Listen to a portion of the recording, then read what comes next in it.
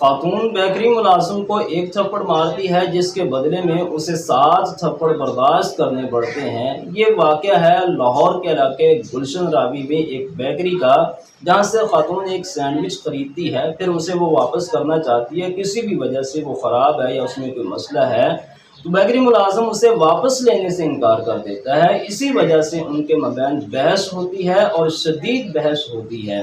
خاتون کافی اگریسو نظر آ رہی ہے، جیسا کہ آپ CCTV فوٹیج میں دیکھ سکتے ہیں۔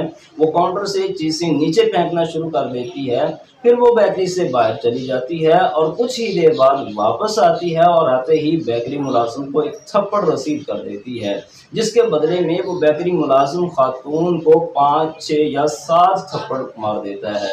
اس کا مقدمہ درج کیا جا چکا ہے۔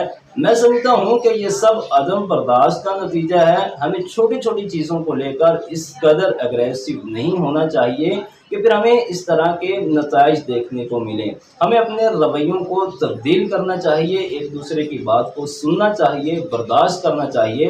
میں سمجھتا ہوں کہ دکاندار کا بھی یہ فرض بنتا ہے کہ ان کی چیز میں اگر کوئی مسئلہ ہے اور کسٹمر اسے واپس کرنا چاہتا ہے تو انہیں وہ چیز واپس لے لینی چاہیے۔ اس حوالے سے آپ کی کیا رائے ہے؟ کمنٹ سیکشن میں ضرور بتائیے گا۔